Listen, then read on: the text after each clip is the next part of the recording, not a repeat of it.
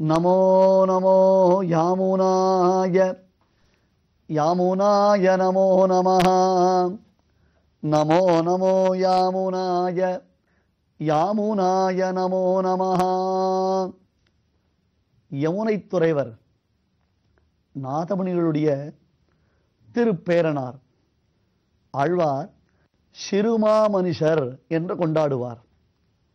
சிலரை பார்த்தால் அவர் மிகவும் சிறியவராகத்தான் இருப்பார், ஆனால் ஞானத்தில் சீரியவராக இருப்பார். ஒருவருடையதான உருவத்தையோ தோற்றத்தையோ பார்த்து நாம் அவருடைய ஞானத்தின் முதிர்ச்சியை எடை போட்டு விட முடியுமோ? கோலாஹலன் அரசனுடைய ஆதரவை பெற்று தன் ராஜ்யத்தில் இருக்கும் அனைத்து பண்டிதர்களையும் வெற்றி கொண்டு அவர்களை தனக்கு அடைக்காய் தாங்கச் செய்தும் பல்லாக்கை தூக்கச் செய்தும் மிகவும் கொக்கரித்துக் கொண்டிருந்தான். அந்த தேசத்தில் எந்த பண்டிதராக இருந்தாலும் வித்வஜ்ஜன கோலாகலனுக்கு கப்பம் செலுத்த வேண்டும். ஆம், சிற்றரசர்கள் அரசனுக்கு கப்பம் செலுத்துகிறார்களோ இல்லையோ, பண்டிதர்கள் வித்வஜ்ஜன கோலாகலனிடத்தில் வாத பிரதிவாதங்கள் செய்து அதனால் தோல்வியுற்றவர்களாய் அவருக்கு அடங்கி நடந்து வந்தார்.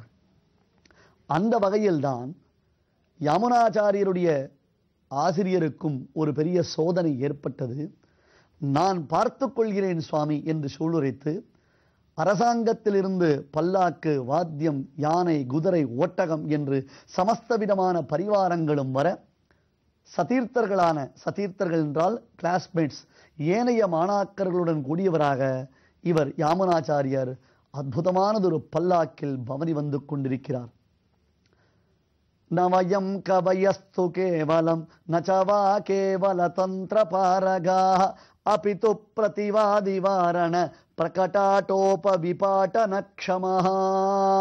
சாமானிய கவிகளைப் போன்று சிருங்காரம், ஹாஸ்யம், கருணா, ரௌத்ரம், வீரம், பயானகம் என்று அந்த கவிதைகளை எழுதி கொண்டிருப்பவர்களிலே நாங்கள் எல்லாம், அல்லது அவச்சேதக அவச்சின்ன பதங்களை பிரயோகித்து மற்றவர்களுக்கு புரியாத அந்த வேதாந்த விஷயங்களையோ அல்லது தர்க்க ஜட்டிலமான பிரயோகங்களையோ செய்து கொண்டு கேவலம் தந்திராக விளங்குபவர்கள் இல்லை. பூர்வமீமாம்சா சாஸ்திரம், உத்தரமீமாம்சா சாஸ்திரம் என்று அவற்றை அந்த வேதாந்தங்களை மட்டும் விசாரிப்பவர்களாக இல்லை. பின்னர் அபித்து பிரதிவாதி வாரண பிரகடாட்டோப விபாட்ட நக்ஷமஹா. பிரதிவாதிகளாகிற யானைகள் அந்த யானையின் மத்தகத்தை பிளக்கும் சிம்மத்தை போன்று வலிமை பெற்றவர்கள், சிம்மத்தை போன்ற பராக்கிரமம் மிக்கவர்கள் என்று உத்கோஷித்துக் கொண்டு செல்கிறார். அரசனும் அரசியும் மாடத்தில் இருந்து பார்க்கிறார்கள். இந்த பிள்ளை வெற்றி பெறுவாரா? இந்த பிள்ளையால் ஜெயிக்க முடியுமா? வித்வஜ்ஜன கோலாகலனுடைய ஞானம் எத்தகையது, இந்த பிள்ளையினுடைய ஞானம் எத்தகையது? வயது முதிர்ச்சியும் இல்லை, அறிவின் முதிர்ச்சி அடைவதற்கு இன்னும் வயது ஆகவில்லையே, என்ன செய்வது என்பதாக ஒருத்தருக்கொருத்தர் பேசிக்கொண்டிருக்கிறார்கள். அரசன் பந்தயம் வைத்தான். அந்த பந்தயத்தின்படியாக தன்னுடைய ராஜ்யத்தில் பாதியை அளித்து விடுகிறேன். ஒருவேளை யாமுனாச்சாரியர் ஜெயித்து விட்டாரேயானால் தன்னுடைய ராஜ்யத்தில் பாதியை அவருக்கு அளித்து விடுகிறேன் என்று சொன்னான். அரசியோ, அரசே, இனி ஆயுள் முழுவதும் நான் உமக்கு அடிமை. இனி ஆயுளில் எந்த சந்தர்ப்பத்திலும் உம்மை எதிர்த்து நான் ஒரு வார்த்தை பேச மாட்டேன் என்று சொல்லிவிட்டார். சபையின் இரு மருங்கிலும் ஜே ஜே ஜே ஜே என்ற மக்கள் வெள்ளம் குவிந்திருக்கின்றன. எல்லோர் முகத்திலும் ஒரு ஆவல் பிரதிபலிக்கின்றது. என்ன நடைபெறப் போகிறது, என்ன நடைபெறப் போகிறது? இந்த பிள்ளை பார்க்கும் பொழுதே அதீவ தேஜோவானா விளங்குகிறானே, ஜெயித்து விடுவானா என்று மக்களுக்குள்ளே ஒரு எதிர்பார்ப்பு நடைபெற்றுக் கொண்டிருக்க அந்த வித்வஜ்ஜன கோலாகலன் அலட்சியமாக யாமுனாச்சாரியரை பார்த்தான். அலட்சியமாக யாமுனாச்சாரியரை பார்த்தான். பிள்ளாய், சிறுவனாகிய நீயா என்னை எதிர்த்து பேசப் போகிறாய்? என்னை எதிர்த்து வாதம் செய்யப் போகிறாய்? பெரும் பெரும் பிரசித்த வித்வான்கள் எல்லோரும் என்னிடத்தில் வாதங்கள் செய்து மண்ணை கவ்வி இருக்கிறார்களே, இப்பொழுது நீயா என்னை எதிர்த்து பேசப் போகிறாய்? என்ன பண்டிதரே, அதிகமாக பேச வேண்டிய அவசியமில்லை. ராஜசபை, பண்டிதர்கள் தங்களுடைய பாண்டித்யத்தை இங்கே நிலைநிறுத்துவதற்கு ஒரு நல்ல சந்தர்ப்பத்தை அரசன் ஏற்படுத்தி அளித்திருக்கிறான். அந்த சந்தர்ப்பத்தை நான் வீணாக்காமல் இங்கே வந்திருக்கிறேன். ஆகையால் ஏளனமாக பேசுவதோ, எள்ளி நகையாடுவதோ, அல்லது இருமாப்புடன் இருப்பதோ இதையெல்லாம் விட்டுவிட்டு நேரடியாக விவாதத்தை தொடங்குவது நம் இருவருக்கும் நல்லது என்று பேசினார். என்ன ஒரு காம்பீரியம்! இதற்கு ஆங்கிலத்தில் கான்பிடென்ட் என்கிறோம் அல்லவா? அதாவது இருமாப்பு என்பதை நாம் நன்கு புரிந்து கொள்ள வேண்டும். பலரும் அந்த இருமாப்பு என்பதை சரியாக புரிந்து கொள்வதில்லை. வித்யா கௌரவம், தான் பெற்றிருக்கக்கூடிய கல்வியில் அவருக்கு இருக்கக்கூடிய ஒரு தன்னம்பிக்கை, என்னால் தான் முடியும் என்று சொல்லுவது தவறு. என்னால் இந்த காரியத்தை செய்ய முடியும் என்று சொல்லுவது அவருடைய நம்பிக்கையின் அடையாளம். ஒருவேளை யாமுனாச்சாரியர் தோற்றால் கூட அவருக்கு அதனால் எந்த விதமான சங்கடமும் நேரிடப் போவதில்லை. ஏனென்றால் தோற்றது யாரிடத்தில் தோற்றிருக்கிறோம்? பெரும் வித்வானிடத்தில், சோழதேசத்தில், சோழ சாம்ராஜ்யத்தில் மிகச்சிறந்த ஒரு பண்டித சிகாமணியினிடத்தில் தானே தோற்கப் போகிறோம். ஆனால் இவர் தோற்பதான ஒரு மனோநிலையே கிடையாது. தோற்போம் என்னும் எண்ணத்துடன் வரவே இல்லை. கட்டாயம் தன்னால் ஜெயிக்க முடியும் என்னும் நம்பிக்கை. சிங்கக்குட்டி சிறியதாக இருந்தால் மட்டும் என்ன, அந்த சிங்கத்திற்கு ரோஷம், பராக்கிரமம் இல்லாமல் போய்விடுமா என்ன? ஆக்கியாழ்வான் அலட்சியமாக இந்த பிள்ளையை பார்த்தான். பார்த்து, சரி, நீ சிறு பிள்ளை, ஏதோ அறியாமல் வாரத்திற்கு வந்திருக்கிறாய், இப்பொழுதும் ஒன்றும் கெட்டுவிடவில்லை.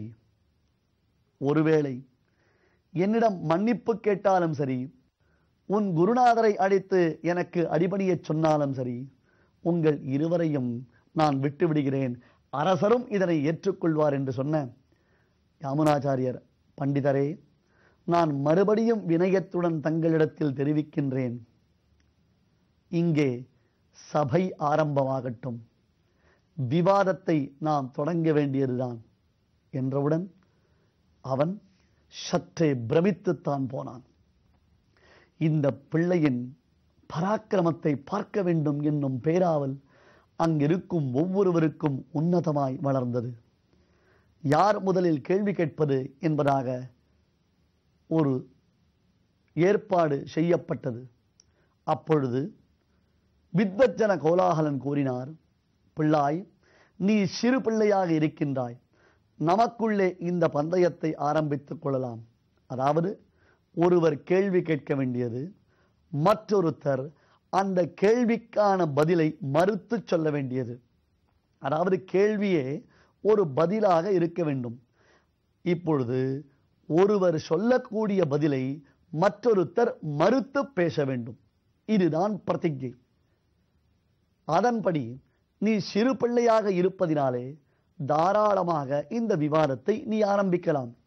நீ என்ன சொன்னாலும் அதனை நான் மறுப்பதற்கு தயாராக இருக்கிறேன் என்று வித்தஜன கோலாகலன் கம்பீரமாக இருமாப்புடன் நிற்க, யாமுனாச்சாரியர் சபையோர்களை ஒருமுறை வணங்கினார்.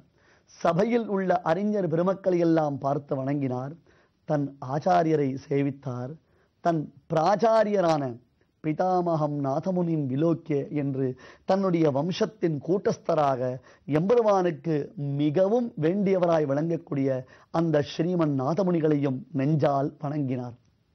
வணங்கி, சபையோர்களே, இதோ இந்த பண்டிதரின் கூற்றின்படியாக இப்பொழுது நான் சில வார்த்தைகள் சொல்லப் போகிறேன்.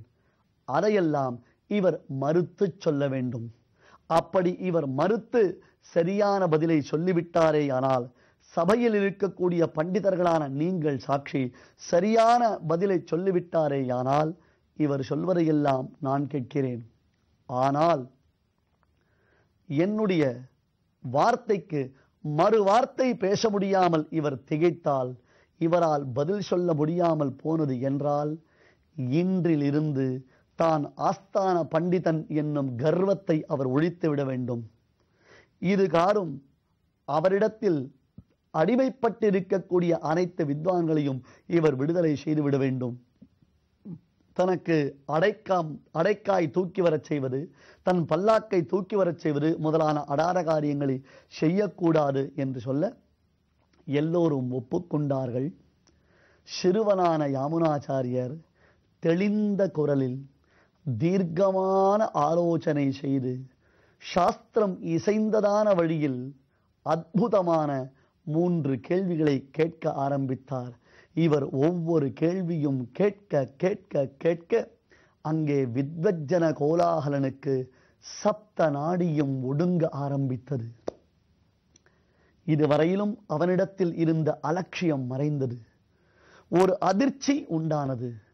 ஐயோ, இந்த கேள்வி யாமுனாச்சாரியர் சொன்ன வார்த்தை, அந்த வார்த்தையின் தீவிரத்தை தாக்குதலை தாங்க முடியாமல் வித்வஜ்ஜன கோலாகலன் நடுங்கித்தான் போனார். எத்தனையோ பண்டித சபையில் பெரிய பெரிய வித்வத் சிரோமணிகளை எல்லாம் அனாயாசமாக தன் வாதத் திறமையினால் தூக்கி பந்தாடிய பெருமை பெற்றவராக திகழ்ந்த அந்த வித்வஜ்ஜன கோலாகலன் சிறு பிள்ளையான இப்பிள்ளை ஒரு வார்த்தை சொல்ல அந்த வார்த்தையை தான் எப்படி மறுத்து பேசுவது? இதற்கு எந்த விதத்தில் சமாதானம் சொல்லுவது? எப்படி சமாதானம் சொன்னாலும் தனக்கு அது அபவாதமாகத்தானே திகழும் என்பதை உணர்ந்தவராக திகைத்து போய் நின்று விட்டார்.